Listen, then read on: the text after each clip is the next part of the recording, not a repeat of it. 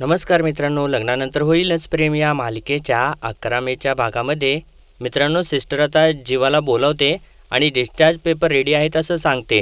तर तेव्हा आता जीवा लगेचच बाहेर जातो आणि त्यानंतर थोड्या वेळाने नंदिनीला थोडीशी आता झोप लागते आणि इतक्यातच कोणास ठाऊक कुठून एकटा लहान मुलगा तिथं येतो आणि नंदिनी झोपलेली बघून तो तिथं समोर ठेवलेल्या औषधांच्या बाटल्यांच्याकडे जातो आणि तो जेव्हा औषधाच्या बाटल्या हातामध्ये घेतो तर तेव्हाच आता नंदिनीला जाग येते आणि तो छोटा मुलगा आता त्या औषधाच्या बाटलीचं टोपण काढतो आणि तेव्हा नंदिनी ते बघत असते आणि ती आता उठायचा प्रयत्न करते आणि त्यानंतर ती कशीबशी उठते आणि तेव्हा तो छोटा मुलगा ती औषधाची बाटली तोंडालाच लावतो आणि त्यामुळे आता नंदिनी धावत सुटते त्याच्या दिशेने आणि धावत सुटून त्याला ती थांबवायचा प्रयत्न करत असते आणि तेव्हाच तिचा तोल जातो आणि त्याच्या हातातल्या बाटलीला तिचा हात लागतो आणि त्याच्या हातामधली बाटली खाली पडते आणि त्यावेळेसच आता नंदिनीचा सुद्धा तोल जातो आणि त्याच वेळेस इकडे आता जीवा रिसेप्शनच्या इथे डिस्चार्ज पेपरवरती सही वगैरे करत असतो आणि तेवढ्यातच तिकडून एकटी बाई ओरडते, इथे एकटी बाई पडली आहे पोटावरती.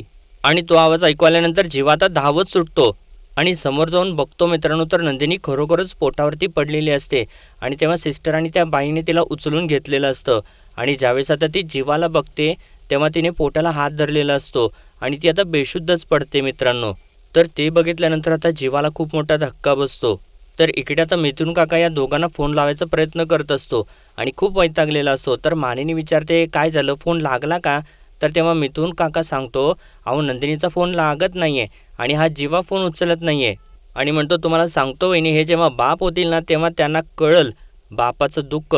लेकरं लवकर वेळेत घरी नाही आले तर काय जीवाला घोर असतो ते त्यांना कळल. आणि म्हणतो आय डोंट लाईक दिस. तेव्हा मानिनी म्हणते हो बघा ना, आणि हा पार्थसुद्धा अजून आलेला नाही, त्याचासुद्धा पत्ता नाही आहे. तर इतक्यातच पार्थ तिथे येतो आणि म्हणतो कोण म्हणतं पार्थ आला नाही, पार्थ आपकी सेवा में हाजीर है असं बोलत तो येऊन बसतो. तेव्हा मानिनी विचारते काव्याला घरी सोडलंच ना व्यवस्थित? तर तेव्हा पार्थ म्हणतो हो सोडलं, पण सासूबाईंनी मला लवकर सोडलं नाही परत. काय म्हणाले थोरले जावई आहेत, पाहुणचार तर झालाच पाहिजे. तेव्हा मानिनी विचारते वा वा मग काय काय खाल्लंस? तर तेव्हा पार्थ सांगतो मस्त मटार कचोरी, खोबऱ्याच्या वड्या आणि मस्त ताव मारलाय मी असं सांगतो. तर तेव्हा मानिनी म्हणते वा वा मग छानच की, आणि म्हणते मग मिथून भाऊजी मग काय मटण रस्सा केलाय, याला काही भूक नसेलच. तेव्हा पार्थ म्हणतो अगाई अचानकच भूक लागल्यासारखं झालं ग. तेव्हा मानिनी म्हणते खादाड कुठला? तर तेव्हा मिथून काका म्हणतो वहिनी करेक्शन करा, खादाड नाही मटण प्रेमी. आणि म्हणतो तुम्हाला सांगतो यांना मुलं झाली ना तर पहिला शब्द आई बाबा नसणार तर मटण असणार, मटण असं म्हटल्यानंतर हे दोघं सुद्धा हसू लागतात. तर मिथून काका आता पार्थला विचारतो बरं पार्थ, बायकोला माहेरी सोडताना तुला वाईट वाटलं का चांगलं वाटलं रे? खरं सांग. तर तेव्हा पार्थ सांगतो खरं जर सांगायचं झालं ना तर वाईट वाटलं. काव्या त्यांच्या कम्फर्टसाठी गेल्यात तिथे, पण नव्हतं जायला पाहिजे असं मला वाटतं. काय त्या नसल्या ना की घर वाटत नाही, रूम वाटत नाही, कशातच रस वाटत नाही. तर मिथून काका म्हणतो हरकत नाही, अरे आयुष्यात रस नाही वाटला ना तर मग आंब्याचा रस खायचा. तेव्हा पार्थ म्हणतो नाही, काव्या आंबा खाऊ शकत नाही त्यामुळे मी सुद्धा आंबा खाणार नाही, सांगितलंय मी ऑलरेडी. तर तेव्हा मिथून काका म्हणतो अरे राजा पण ती इथे नाही ना, ती समोर असताना तू आंबा खाल्ला किंवा रस खाल्लास तर ते योग्य नाही, वाईट आहे. पण ती आता ती नाहीच ना, मग कशासाठी आणि कोणासाठी त्याग करायचा आपण? तू बिंदास आंबा खा, कोणाला काही कळणार नाही. तर तेव्हा पार्थ म्हणतो पण मला कळणार ना, काव्या आंबा खाऊ शकत नाही तर मी का खावा ना, फक्त त्यांनीच कॉम्प्रोमाइज करायचं का, मी सुद्धा खाणार नाही. तर तेव्हा मानिनी म्हणते वा वा छान, आणि बघा असा हवा संयम, शाब्बास पार्थ असं म्हणते. तर आता मानिनीला परत टेन्शन येतं. तर पार्थ म्हणतो आता काय झालं, काव्या गेल्यात ना घरी, त्यांची आई घेतील काळजी तिची, तू आता का टेन्शन घेतेस? तेव्हा मानिनी म्हणते आता काय सांगू बाबा, जीवा आणि नंदिनी अजून आलेले नाही आहेत. तर मिथून काका म्हणतो आणि फोनसुद्धा लागणार त्यांना. तर तेव्हा आता पार्थला सुद्धा थोडंसं टेन्शन येतं. तर इकडे आता हॉस्पिटलमध्ये नंदिनीला परत आता चेकिंगसाठी घेऊन गेलेले असतात आणि जीवा बाहेर वाट बघत असतो आणि देवाकडे प्रार्थना करत असतो. आणि मित्रांनो इतक्यातच चक्क डॉक्टर येतात आणि जीवाला म्हणतात सॉरी, आम्ही तुमच्या बाळाला नाही वाचवू शकलो. आणि असं डॉक्टरांनी सांगितल्यानंतर जीवाच्या तर पायाखालची जमीनच सरकते मित्रांनो आणि त्याला खूप मोठा धक्का बसतो. त्याला काही सुचेनासं होतं, त्याला काही कळेनासं होतं आणि त्याने आपले फिंगर्स क्रॉस केलेले असतात, तो सोडवतो आणि त्यानंतर तो धावत आता नंदिनीकडे जातो. तर तेव्हा त्या नंदिनीसुद्धा तशीच धक्क्यात बसलेली असते आणि तिच्या डोळ्यात तर मित्रांनो पाणी असतं. आणि तेव्हा जीवा आता तिला सावरायला जातो पण त्याच्या डोळ्यामध्ये सुद्धा पाणी असतं आणि जेव्हा आता तिच्या पोटावरती हात ठेवत असतो तर तेव्हा नंदिनी त्याचा हात बाजूला सरकवते आणि नाही असं म्हणून जोराने रडू लागते आणि ती जीवाला मिठीच मारते.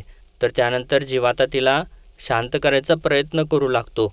आणि त्यानंतर मित्रांनो आता त्या दोघांनी मिळून बघितलेली स्वप्न जी असतात, जे काही क्षण एन्जॉय केलेले असतात ते सगळे काही आता जीवाच्या डोळ्यासमोरून जाऊ लागतात.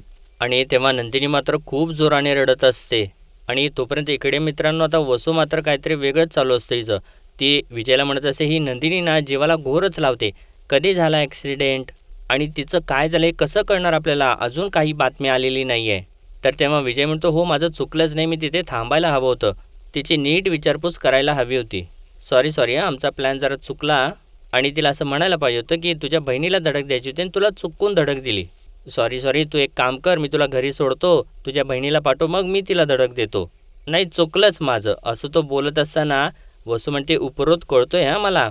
तुमच्या लक्षात आहे ना, तुम्ही काव्या समजून नंदिनीला धडक मारली आहे का लक्षात? सकाळी 10 वाजता ॲक्सिडेंट झाला होता, आता रात्रीचे 10 वाजायला आलेत. कसं कळणार आहे नंदिनीचं नक्की काय झाले ते? आणि परत विचारते, मला खरं सांगा जावई बापू, नंदिनीने तुम्हाला गाडीत बघितलं नव्हतं ना?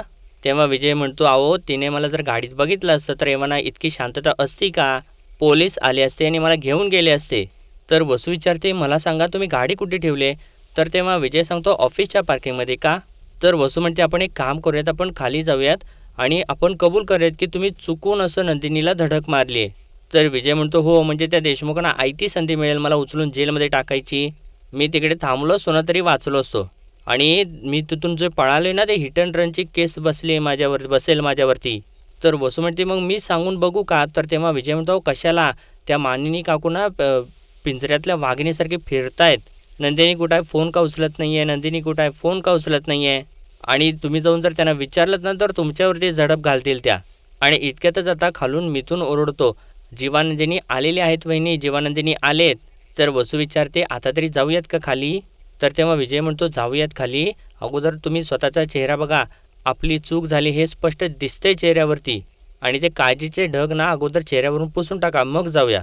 तर वसू म्हणते, जावई बापू, चेहऱ्यावरचे भाव कसे लपवायचे ना, या बाबतीत मी तुमची सिनियर, कळलं ना? आता मुकाटाने माझे मागे या, चला, असं म्हणून ती पुढं जाते आणि विजय आता तिच्या मागे जातो.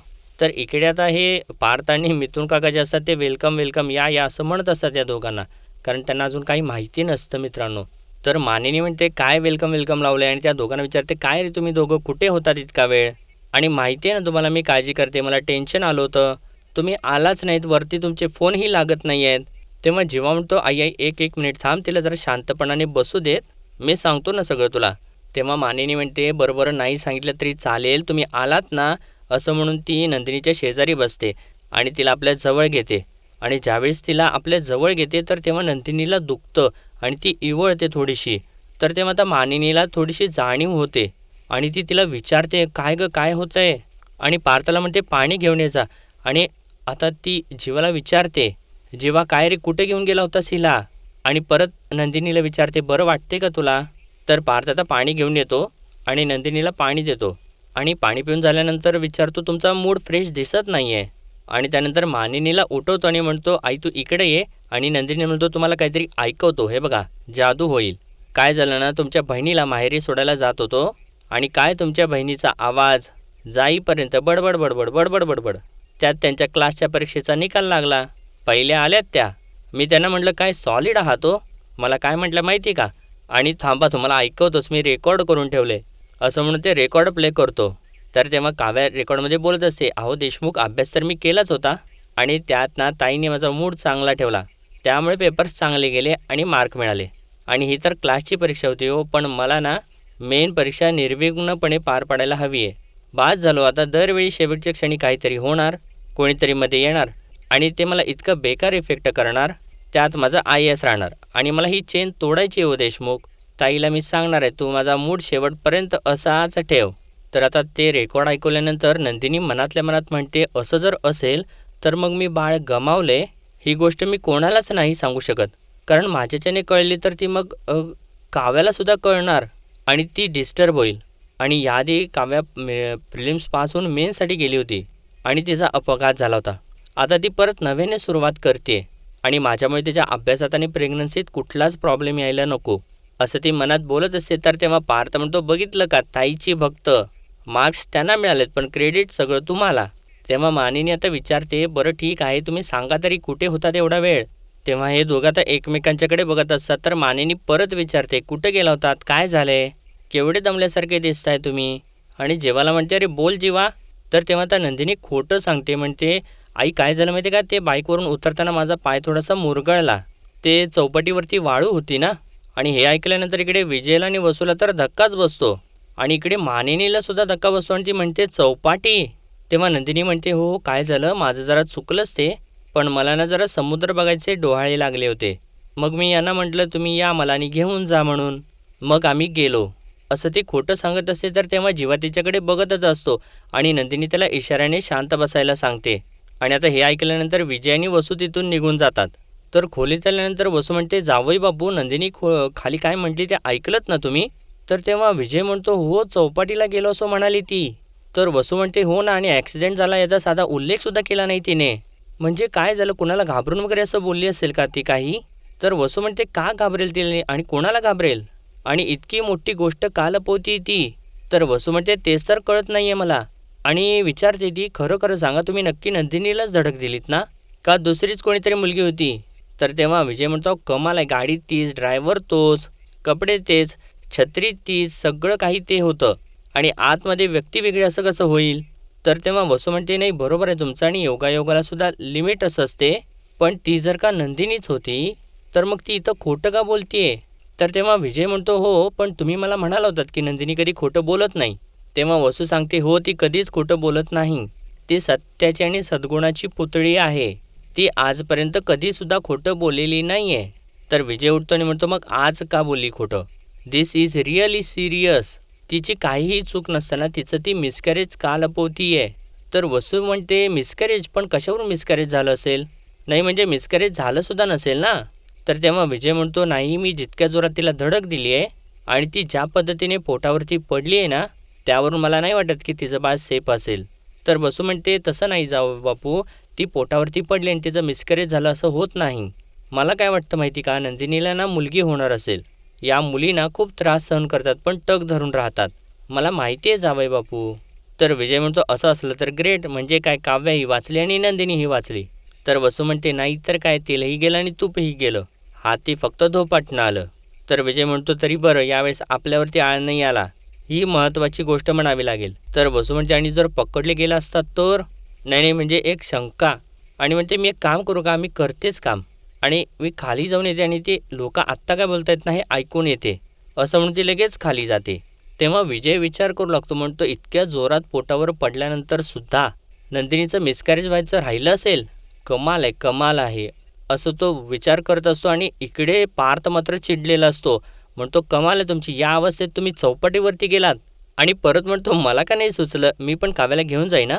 तर तेव्हा मानिनी उठते आणि पार्थला एक फटका मारते, म्हणते गधड्या काय म्हणालास, आणि त्या दोघांना ओरडू लागते, म्हणते काय रे तुम्ही दोघं तरी, तुम्हाला काय गंमत वाटते का ही सगळी, असे कसं काय अचानक तुम्ही चौपाटीला वगैरे गेलात. तेव्हा नंदिनी आता परत खोटं बोलू लागते, म्हणजे ते काय झालं नाही, आज हवा पण खूप छान होती ना, पावसाळी हवा होती, मग मला असं वाटलं की मग असं समुद्रावरती फिरायला जावं, म्हणून मी मग लगेच यांना फोन केला, त्यांना म्हटलं मी तुम्ही पण या. आणि म्हणते, जीवा तुम्ही पण सांगा ना असं का करताय. तर तेव्हा आता जीवासुद्धा नाईलाजा असतो, खोटं बोलू लागतो, म्हणतो हो अचानक काय झालं माहिती आहे का, या मॅडम मला म्हणाल्या मला समुद्रावरती जायचं आहे म्हणून, मग मी काय मग सॅल्यूट म्हणत म्हणालो की मग चला मॅडम, मग काय आता, देशमुखांची परंपरा आहे ना आपल्या लाडक्या बायकोचा शब्द झेलायची, मग इतक्या लाडाच्या बायकोची इच्छा तर पुरवावी लागणारच ना. तर तेव्हा मिथुन काका म्हणतो, येस आय लाईक दिस, जेव्हा तू तुझ्या बायकोची इच्छा पुरवली नाहीस तर तुझ्या होणाऱ्या बाळाची इच्छा पुरवलीस. असं म्हटल्यानंतर या दोघांना तर धक्काच बसतो आणि जेव्हा बाळाची असं म्हणून नंदिनीकडे बघू लागतो, तेव्हा मानिनी म्हणते, मग काय तुमच्या बाळाला ना जरा सगळ्याची घाईच झाली आहे बाबा, डोहाळे पण मला कळत नाही एवढ्या लवकर कसे काय लागले तुला. तर तेव्हा पार्थ म्हणतो, पण समुद्रावरती जायचे डोहाळे सॉलिड आहेत सॉलिड आहेत. तर तेव्हा मिथुन काका म्हणतो, पार्थ ना याचं कौतुक करावं तेवढं कमीच आहे, बायकोने इच्छा बोलून दाखवल्याने लगेच पूर्ण केली, वा वा वा. तर पार्थ म्हणतो, काय मग समुद्रावरती जाऊन काय काय केलं आदर्श बाबांनी, तुमची सगळी हाऊस पूर्ण केली ना जीवाने, असं नंदिनीला सुद्धा विचारतो. आणि विचारतो, काय भेळपुरी खाऊ घातली का पाणीपुरी, काय काय केलं. तर मिथुन काका सुद्धा विचारतो, काय काय केलं? सूर्यास्त पाहिला, घोडागाडीवरती फिरले, समुद्रात पाय टाकून बसले, काय काय केलं? मला तुम्ही सांगा, तुमच्या सूरज कथा मला ऐकायचे आहेत. आय लाईक दिस. तेव्हा मानिनी म्हणते, अरे तुमच्या दोघांचं काय चाललंय? किती प्रश्न विचारताय तुम्ही? चेहरे बघा त्यांचे, दमलेले दिसत नाही आहेत का तुम्हाला? काय रे तुम्ही दोघं पण? आणि जीवा, अरे तुला मी सांगितलं होतं या दिवसात तिला बाईकवरून न्यायचं नाही म्हणून. वर बाईकवरून तू वाळूच नेलंस. कठीण आहे तुमचं. आणि परत म्हणते, ठीक आहे असे लगेच चेहरे पाडू नका. आता 2च महिने झालेत म्हणून ठीक आहे, पण रिस्क आहे ना म्हणून सांगते. नंतर हे असे स्टंट चालणार नाही आहेत बरं. आणि असे भेळपुरी, पाणीपुरी, उघड्यावरचे पदार्थ, बाईकवरने वाळूवर वगैरे जाणं, हे सगळे स्टंटच आहेत. आणि या दिवसात हे सगळं काही असं करू नये. आणि मला काय फक्त काव्याचीच काळजी नाही आहे वाटत, नंदिनीची सुद्धा वाटते ना. तिच्या बाबांनी काय सांगितले लक्षात आहे ना. आणि इतक्यातच नंदिनीला आता त्रास होऊ लागतो मित्रांनो, आणि ती एकदमच मान टाकते. तेव्हा मानिनी विचारते, काय काय होते का हिला? आणि तुला त्रास होतोय का? तू खूप थकली असणार आहेस आणि तू आराम कर, आणि काही लागलं तर मला लगेच हाक मार. आणि जीवाला म्हणते, तू लगेच याला घेऊन जा असं म्हणते. तर तेव्हा जीवा तिला उचलतो आणि आतमध्ये घेऊन जातो. तर तेव्हा पार्थ म्हणतो, आई जीवानंदिनी आलेले आहेत आणि उशीरसुद्धा खूप झाला आहे, तू पण जाऊन झोप. तर तेव्हा मिथुन काका म्हणतो, हो मलासुद्धा खूप झोप येते आणि तुमच्या होणाऱ्या बाळासाठी काका म्हणून जागं राहायचं आहे ना मला. तेव्हा मानिनी म्हणते, मिथुन भाऊजी काका वगैरे म्हणून जागून झाले, आता काका आजोबा म्हणून जागायचं आहे. तेव्हा मिथुन काका म्हणतो, चला मी आता आजोबा होणार काकाचा, असं म्हणून तो तिथून निघून जातो. तर आता इकडे मित्रांनो खोलीजवळ आल्यानंतर नंदिनी जीवाला म्हणते, तुम्हाला प्रश्न पडला असेल की मी खोटं का बोलले. आणि म्हणते, सॉरी, आपलं ठरलं होतं सगळ्यांना सांगायचं. तर तेव्हा जीवा म्हणतो, हो पण काव्याच्या काळजीने आणि भीतीने तू गप्प राहिलीस, बरोबर ना. तर तेव्हा नंदिनी म्हणते, बरोबरच आहे काव्याचं. दरवेळी आयत्यावेळी कोणीतरी येणार, काहीतरी घडणार आणि मग तिचं IAS होण्याचं स्वप्न अर्धवट राहणार. मला तिचं कुठलं स्वप्न अर्धवट राहायला नको आहे जीवा. आता निदान तिची प्रेग्नन्सी आणि तिची परीक्षा तरी मला नीट पार पाडायला हवी आहे. तेव्हा जीवा म्हणतो, एक मिनिट, काव्याची प्रेग्नन्सी म्हणजे डिलिव्हरी 7 महिन्यानंतर येणार आणि प्रिलिम्ससाठी 5 महिने, तोपर्यंत हे सगळं लपवून ठेवायचं आहे सगळ्यांच्यापासून. तेव्हा आता नंदिनीला सुद्धा प्रश्न पडतो आणि ती काही न बोलता आता खोलीमध्ये जाते. तर तेव्हा जीवा परत विचारतो, बोल ना नंदिनी. पण नंदिनी काही बोलत नाही आणि त्या पाळण्यासमोरच जाऊन बसते. तर तेव्हा आता जीवाला ते सगळे काही क्षण आठवू लागतात, जेव्हा सगळ्यांनीच विरोध केलेला असतो त्या पाळणा आणलेला असतो त्याच्यासाठी. आणि तेव्हा आता नंदिनी खूप रडू लागते आणि जीवा आता तो पाळणा उचलत असतो तिथून आणि नंदिनी आता त्याला थांबवते. पण जीवा तिचा हात आपल्या हातातून सोडवून घेतो आणि त्यानंतर मित्रांनो तो आता त्या पाळण्याजवळ जातो आणि पाळण्याजवळ जाऊन रडत बसतो. आणि त्याला रडू आवरत नाही, तो जोराने रडत असतो. आणि तेव्हा आता नंदिनीसुद्धा त्याच्या शेजारी जाऊन बसते आणि त्याला सावरू लागते, त्याला शांत करू लागते. आणि त्यानंतर जीवा आता नंदिनीच्या कुशीत शिरून जोराने रडू लागतो मित्रांनो. आणि तो खूप जोराने रडत असतो. तर तेव्हा नंदिनी त्याला शांत करू लागते, म्हणते, जीवा प्लीज रडू नका, तुमचा आवाज जर बाहेर गेला ना तर खूप अवघड होईल सगळं. तर तेव्हा आता जीवा स्वतःला थोडंसं सावरतो आणि म्हणतो, सगळी माझी चूक आहे, या सगळ्याला ना मी जबाबदार आहे. तर तेव्हा नंदिनी म्हणते, नाही असं अजिबात काही नाही, तुमचा या सगळ्यामध्ये अजिबात काही दोष नाही आहे. तर तेव्हा जीवा म्हणतो, नाही या सगळ्यात ना मीच दोषी आहे. पाळणा आणल्या दिवशी मला आई म्हणाली होती, बाहेर काढ आधी, बाळ यायच्या आधी त्याच्या वस्तू घरात आणू नयेत म्हणून. आणि तू पण मला सांगितलं होतंस का नाही. तो माणूस पाळणा ज्या दिवशी घ्यायला आला होता तेव्हासुद्धा मी हा पाळणा त्याला नाही दिला, असं म्हणून तो स्वतःला जोराने मारून घेऊ लागतो. तर तेव्हा नंदिनी त्याला थांबवते आणि म्हणते, जीवा काय करताय तुम्ही. तर जीवा म्हणतो, नाही हा पाळणा मी आणला ना, म्हणून हे सगळं काही घडलं, असं म्हणून तो परत स्वतःला मारून घेऊ लागतो. तर तेव्हा नंदिनी म्हणते, जीवा असं करू नका, मला खूप भीती वाटतेय.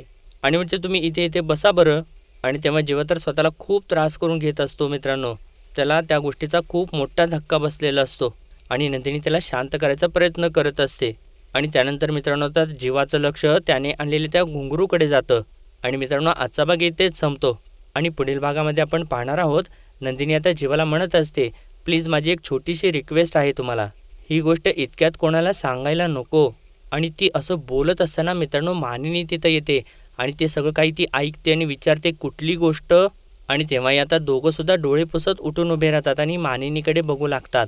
आणि मित्रांनो बहुतेक आता मानिनीने ते सगळं काही ऐकलेलं असतं आणि तिने या दोघांना तर आता पकडलेलं असतं की हे दोघंसुद्धा आता ती गोष्ट लपवत असतात ते. तर मित्रांनो आजच्या पुरतं एवढंच आणि भेटूया परत उद्याच्या भागामध्ये. तोपर्यंत आपल्या व्हिडिओला लाईक, शेअर आणि सबस्क्राईब नक्कीच करा. धन्यवाद.